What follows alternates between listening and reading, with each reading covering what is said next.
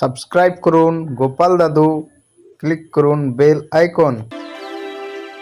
আমি আর এভাবে কাজ করতে পারছি না মহারাজ। আমার এ রাজ্যের মন্ত্রী হিসেবে খুব অপমানিত বোধ হচ্ছে। বেশি চুরি চামারি করলে অপমানিত বোধ হয় স্বাভাবিক। কি বললে? হ্যাঁ, আমি চোর? ও সব বাদ দাও তো, আগে বলো তোমার কি সত্যি বোধোদয় হয়েছে? বোধোদয় হলেই ভালো। কারণ চুরি যাওয়া মোহরের পরিমাণ তো ওদিকে আকাশ ছুঁই ছুঁই। এসব কি বলছেন মহারাজ? দেখো মন্ত্রী, বেশি ভণিত আমার ভালো লাগে না। যা বলার তা তাড়াতাড়ি বলুন মন্ত্রীমশাই। এ রাজ্যের একজন ভাঁড়ের বেতন মন্ত্রীর বেতনের প্রায় সমান সমান। তাদের দুজনের বেতনের ভেতরে ফারাক প্রায় নেই বললেই চলে। আমি তো ভাবছি ভাঁড়ের বেতন এই মাস থেকে মন্ত্রীর বেতনের থেকেও বেশ কিছুটা বাড়িয়ে দেব।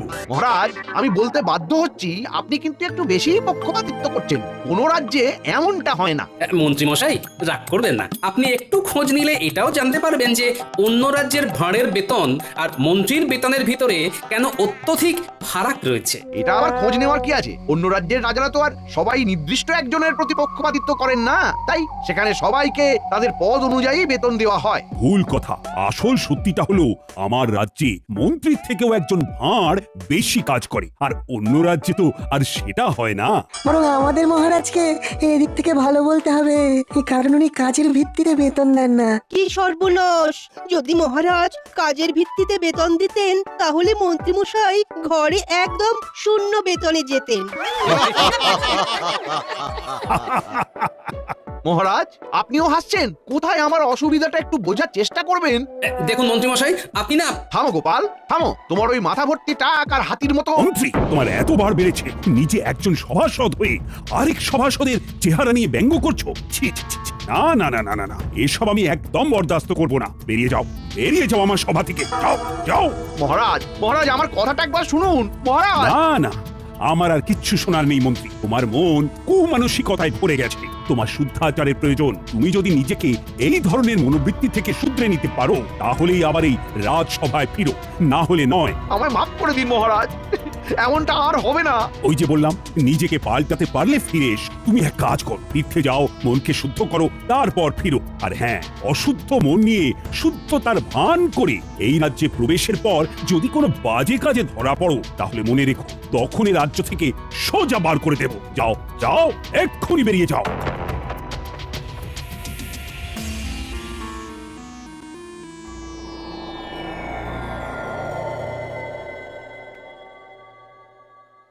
কিরে ঘটে, ব্যাপারখানে কি? মন্ত্রীমশাই আমাদের ডেকে নিজে এমন উদাস হয়ে বসে। কবি টবি হবে নাকি? আমার মনটা খুব খারাপ রে। তার সাথে বেশ রাগও হচ্ছে। কার উপরে? আরে গোপালের চেহারাটা যে হাতির মতো, সেটা বলতেই মহারাজ গেলেন চোটে। আমায় সব সভাসদদের সামনে তাড়িয়ে দিয়ে বললেন মনকে শুদ্ধ করে ফিরতে। ওই দুজনকে আমায় জব্দ করতেই হবে। বুঝেছি বুঝেছি, তাই আমাদের ডেকেছেন, তাই তো? সবই তো বুঝিস, সব কথা কি আর মুখে বলতে হয়? কিছু একটা পরিকল্পনা কর। আমাদের হাতটা গরম করে দিন, কাজ হয়ে যাবে। আমার এখন মাথা গরম আছে, তাই তোদের হাতের বদলে উড়ন আর বসন দিয়ে কান গরম করে দিতে পারি। সুতরাং এখন যা, আগে কাজের কাজটা কর। বেশ, তাহলে আসি। কাল ভোরে এই পরিকল্পনা করে আপনার বাড়ি যাচ্ছি। বেশ হয়েছে, বেশ হয়েছে। মহারাজ মন্ত্রীকে বার করে দিয়েছেন। হ্যাঁ, মানুষের চেহারা ভারী হতেই পারে, তা বলে এমন কথা কেউ বলে? মন্ত্রী মশাই বরাবর অমন স্বভাবেরই লোক, বুঝলে। যাদের স্বভাব এমন হয় তারা হাজার চেষ্টা করলেও সহজে বদলায় না। হ্যাঁ, গিন্নি, চেষ্টাটাও সৎ হতে হয়, না হলে এরকমও মানুষ করে যে ভিতরে ভিতরে কোনো চেষ্টা করে না, এদিকে মুখে বলে চেষ্টা করেও কোনো লাভ হচ্ছে না। মানুষ চেষ্টা করলে সব পারে গিন্নি। তোমার সাথে মন্ত্রী মশাই এরকম করলে না আমার খুব খুব রাগ হয়। হ্যাঁ, না, এর জন্য আমার কোনো আক্ষেপই নেই গিন্নি। আমি আমার রাজ্যকে ভালোবাসি, তাই করি। তাছাড়া একজন রাজ্যবাসী হিসেবে এটা তো আমার কর্তব্য। সত্যি তোমার জন্য না আমার না খুব গর্ব হয় গো। আর আমারও তোমার জন্যে। এই মানচিত্রর জায়গায় আপনাকে আসলে যেতে হবে না। আপনি বৌঠানকে নিয়ে ওই নিজের শ্বশুর বাড়িতে চলে যান এবং ঠিক 7 দিন বাদে এই রাজ্যে আবার ফিরে আসুন। তারপর গায়ে সাদা চাদর এবং ধুতি পরে কপালে বেশ বড় সড়ো তিলক কেটে সবাই গিয়ে বলুন আপনি শুদ্ধ হয়ে এসেছেন। আপনার মনে আর কোনো জটিলতা নেই। আমায় যদি জিজ্ঞাসা করে কোথা থেকে গিয়ে শুদ্ধাচারী হয়ে এলাম, আর আমার এই মিথ্যে বলার সাথে এই মানচিত্রটারই বা কি সম্পর্ক? বলছি সব বলছি শুনুন। মানচিত্রটায় যে রাজ্যটা আছে তার নাম পুণ্যি রাজ্য। সে রাজ্যের রাজা একজন পাগলা। তাই তার রাজ্য যে যায় সে আর বেঁচে ফেরে না।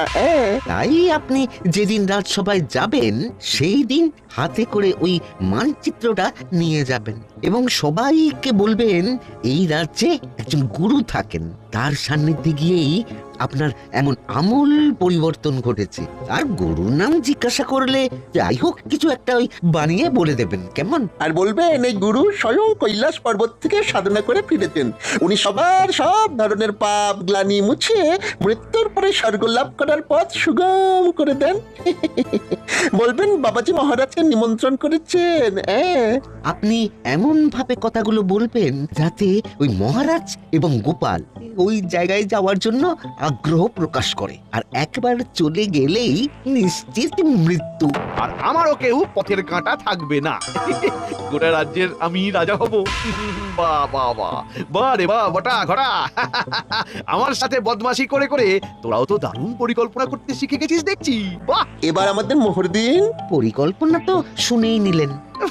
এত তাড়াহুড়ো করিস কেন বলতো? বাইরে পরিকল্পনাটাও তো তাড়াহুড়ো করেই দিলাম। তার বেলায় একদম ঠিক, কাজ হবে, মোহর ছড়বে, এইটাই তো নীতি। দাঁড়া দাঁড়া দাঁড়া, আর বাজে বকিস না।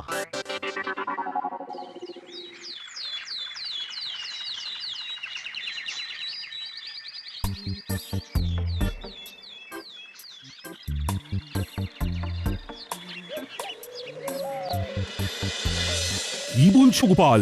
মন্ত্রী সত্যি সত্যি মন পরিশুদ্ধ করতে তীর্থে গেছে? আগে হ্যাঁ মহারাজ, নিজের চোখে দেখে এলাম বাড়িতে তালা ঝুলছে, আর পাড়া প্রতিবেশীদেরও নাকি বলে গেছে যে সে নিজেকে পরিশুদ্ধ করতে স্ত্রীকে নিয়ে দিন সাতেকের জন্য তীর্থে যাচ্ছে। বাবা, আমার এক কথাতেই যে মন্ত্রী এভাবে তীর্থে যাবে ভাবতেই পারছি না। যাকে এখন মন্ত্রীর সুমতি হলেই হলো, কি বলেন? যা বলেছো। আচ্ছা মহারাজ, আমি তাহলে আজ আসি। হ্যাঁ, বেশ বেশ বেশ। ও গোপাল, একটা কথা ছিল। বলুন মহারাজ। বলছি যে যতদিন না মন্ত্রী ফিরছে তুমি কি আমার রাজ্যের নতুন মন্ত্রী হবে? ও বাবা, ক্ষমা করুন মহারাজ, আমি এই রাজ্যের ভাঁড় হিসেবেই ঠিক আছি। ওইসব ভারী ভারী পদে আমায় বসাবেন না মহারাজ। আমি জানতাম তুমি ঠিক এই উত্তরটাই দেবে। বেশ গোপাল, ঠিক আছে, তুমি এখন আসতে পারো।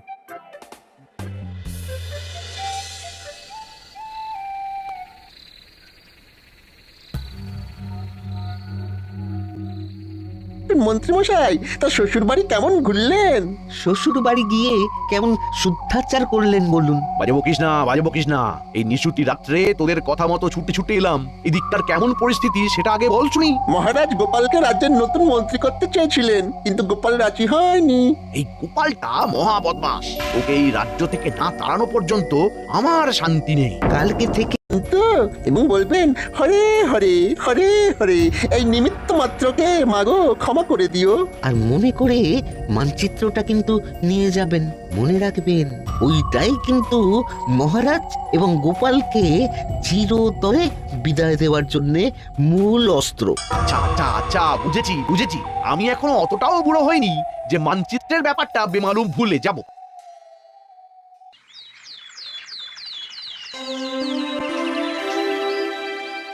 তাহলে সবাই বলছো নতুন পদ্ধতিতে কাজ করতে কোনো রকম অসুবিধে হচ্ছে না, তাই তো?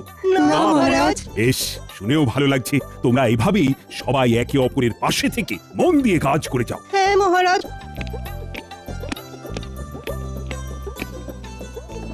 আরে মন্ত্রীমশাই, আপনি এমন বেশে, এ তো পুরো ভোল বদল। হ্যাঁ মন্ত্রী, তুমি? একি বেশ বদল? শুধু আমার বেশ বদল হয়নি মহারাজ, গোটা আমিটাই বদলে গেছি। আমার এখন পৃথিবীর সব মোহমায়াই বড্ড মেকি মনে হচ্ছে। এখন আমার মন শুধু এইটাই বলতে চাইছে যে আমি নিজের মতো বাঁচতে চাই। আমি আমার মতো ভালো আছি, কারোর সাথে পাঁচি নেই। শান্তি শান্তি শান্তি। মন্ত্রী, ও মন্ত্রী, এ তোমার হলো কি? আমি যে তোমাকে চিনতেই পারছি না। এসব ব্যাটার চাল কি না কে জানে। মহারাজ, আমি আপনার কাছে কৃতজ্ঞ। ভাগ্যিস আপনি আমার মনকে শুদ্ধ করে তোলার জন্য তীর্থে যাওয়ার আদেশ দিয়েছিলেন। না হলে তো আমি আমার সকল পাপ ধুয়ে মুছে মৃত্যুর পর স্বর্গলাভ সুনিশ্চিত করতেই পারতাম না। মন্ত্রীমশাই, আপনার স্বর্গলাভ সুনিশ্চিত, এটা কি সত্যি? হ্যাঁ গোপাল, আমি তো আর আগের মতো নেই। আমি আমার সব পাপ ধুয়ে মুছে করেছি সাফ। তুমিও আমায় ক্ষমা করে দিও। এসো এসো, বরং তোমার পা ধরে ক্ষমা চাই। ভুল স্বীকার করতে এখন আর আমার কোনো দ্বিধা নেই গোপাল। তা কে তোমায় শুদ্ধ হতে সাহায্য করলো শুনি? আর তুমি কোথায় বা তীর্থ করতে গেছিলে? এই দেখুন এই মানচিত্রটা, এই যে এই গোল মতো জায়গাটা দেখছেন, এটা হলো পুণ্যি রাজ্য। আমাদের রাজ্য থেকে প্রায় 150 ক্রোশ দূরে এখানে ধুনি বাবার আশ্রম আছে। উনি স্বয়ং কৈলাস পর্বত থেকে সাধনা করে ফিরেছেন। এই বাবার কাছে গেলে উনি এমন এক জল দেন যা দিয়ে স্নান করলে সবার পাপ মুছে গিয়ে স্বর্গলাভের পথ সুগম হয়ে যায়। এছাড়া ধুনি বাবাই বোঝান আসল জীবনের অর্থ কি, মায়া মোহ কাটিয়ে কিভাবে সাধাসিধে জটিলতা কুটিলতাবিহীন জীবনযাপন করা যায়। হরে হরে, মাগো অপরাধ না নিয়ে ক্ষমা করে দিও মোরে। আর হ্যাঁ মহারাজ, উনি আপনাকেও কিন্তু সেখানে অনেকবার করে যাওয়ার জন্য আমন্ত্রণ জানিয়েছেন। আমিও নিজের জীবনে অজান্তে কতই না পাপ করে ফেলেছি, তাই সেই সব পাপের বোঝা ঝেড়ে ফেলে আমিও আমার মৃত্যুর পর স্বর্গলাভ সুনিশ্চিত করতে চাই। মন্ত্রী, আমি ধনী বাবার আশ্রমে গিয়ে জীবনের আসল অর্থ বুঝতে চাই। আমি ওনার নিমন্ত্রণ রক্ষা করতে চাই। মহারাজ, এত তাড়াতাড়ি কোনো সিদ্ধান্ত নেবেন না। আমার মনে হয় যে পাল, নিজের চোখে দেখছো তো মন্ত্রীর কি আমূল পরিবর্তন ঘটেছে। এরপরে আমি আর ধনী বাবা। আচ্ছা মন্ত্রী, আমি যেহেতু কদিন থাকছি না, তাই তুমি একটু কষ্ট করে রাজ্যটা সামাল দিও, কেমন? মহারাজ, আমায় আবার এসবের মধ্যে কেন জড়াচ্ছেন? রাজ্যপাঠ আমি যে দিয়েছি ছেড়ে। এই কটা দিন একটু সামলে দাও মন্ত্রী, আমি কিছু শুনতে চাই না।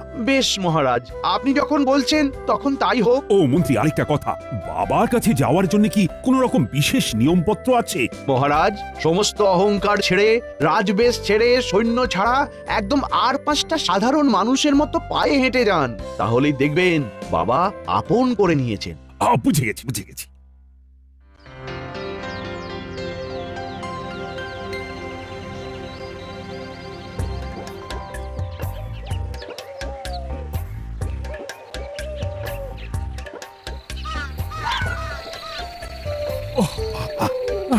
বাবা গো, মা গো, আর কতটা পথ গোপাল।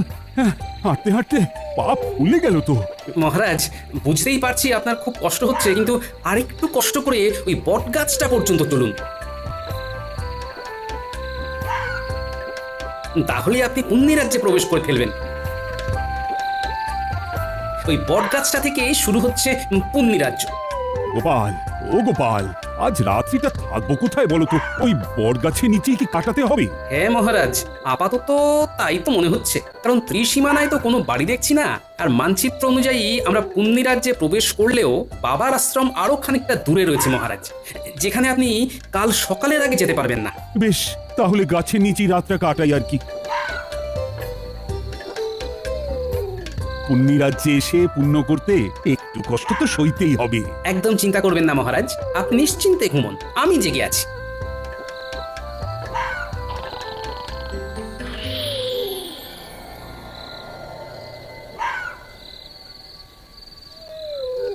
মহারাজ তো ঘুমোচ্ছেন দেখছি, এদিকে ভোর হতেও খুব দেরি নেই, আমি বরং এই সুযোগ একটু ঘুমিয়ে নিই। এই গবা, কি করবি বলতো?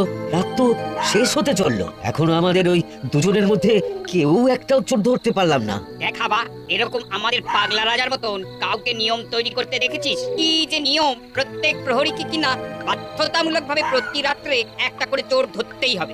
সত্যি আপাদ মস্তক খ্যাপা রাজা।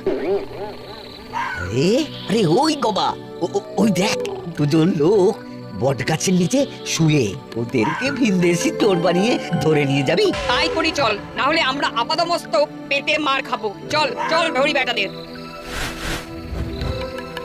এই কে কে কে তোমরা হাত পা বাঁধছো কেন? আমরা কিছু করিনি, আমাদের বেঁধো না, ছেড়ে দাও। চল বেটা চল, চোর সাজবি চল।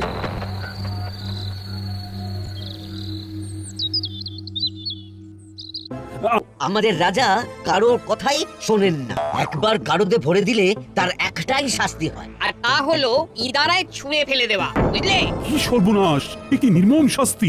এই শিগগিরই শিগগিরই আমাদের বের করো। তোমরা জানো না আমি কে? আমি হলাম। মহারাজ থামুন থামুন, এক্ষুনি পরিচয় দেবেন না। গোপাল, কি বলছো? এক্ষুনি না পরিচয় দিলে মেরে ফেলবে আমাদের। ভয় পাবেন না, আমি আছি। ইতিমধ্যেই ফন্দি এঁটে ফেলেছি, সময় মতো সব বলে দেবো। কই কই আমার ভিনদেশি চোরেরা সব কই? এই যে রাজন, এই যে একদম গারদের ভিতরে। বাবা বাবা বাবা বাবা,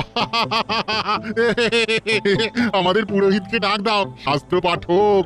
তারপর সব ব্যবস্থা হয়ে গেলে এদেরকে ইদারার সামনে ফেলার জন্য নিয়ে যাও, আমি মজা দেখবো। গোপাল তুমি সব শুনলে তো? ভয় নেই, আমি আছি মহারাজ।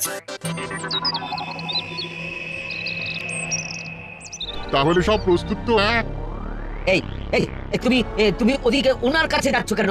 আমাকে ঠাকুরের নাম শোনাতে মরতে যাচ্ছি তো তাই। মহারাজ, আপনি এবারে আমার সাথে মারপিট শুরু করবেন। ওরা যদি জানতে চায় কেন মারপিট করছি, তাহলে বলবেন আমরা পেশায় জ্যোতিষী। আমরা গণনা করে দেখেছি যে আজ দুজনের ভেতরে যেজন আগে ইদারায় ছাপ দিয়ে মরবে সে স্বর্গবাসী হবে এবং পুণ্য লাভ করবে।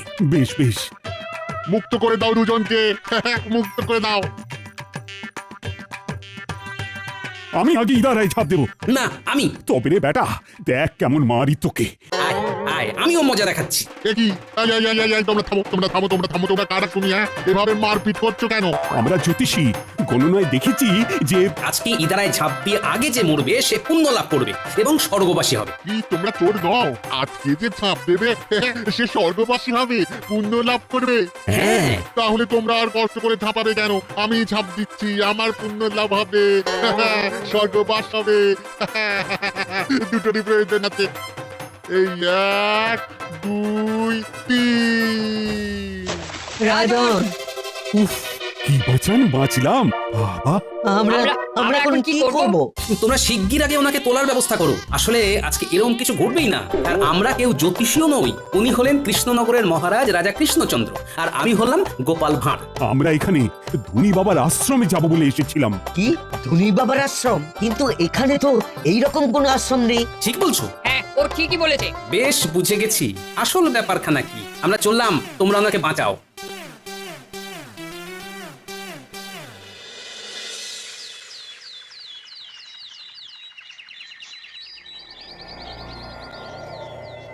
রে, তাহলে এই দুদিনে দুজনেই পটকে গেছে বল? পাগলা রাজা কাউকে আস্ত রাখে না, সবাইকে জোর অপবাদে ইনারায় ফেলে মারে। সব এখন ছাড়তো।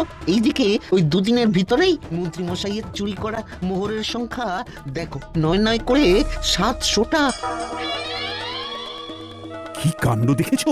সব বেটা মন্ত্রীর ভড়ংবাজি। চলুন এবার ভিতরে যাই। এই বেটা মন্ত্রী, ষড়যন্ত্রী, এসব তোমার বদমাইশি। চলুন মন্ত্রী মশাই, এবারে আপনাকে ইদারায় ফেলবো। ওরে বাবারে, ওরে বাবারে, ভূত ভূত ভূত ভূত! ঘটা পালা।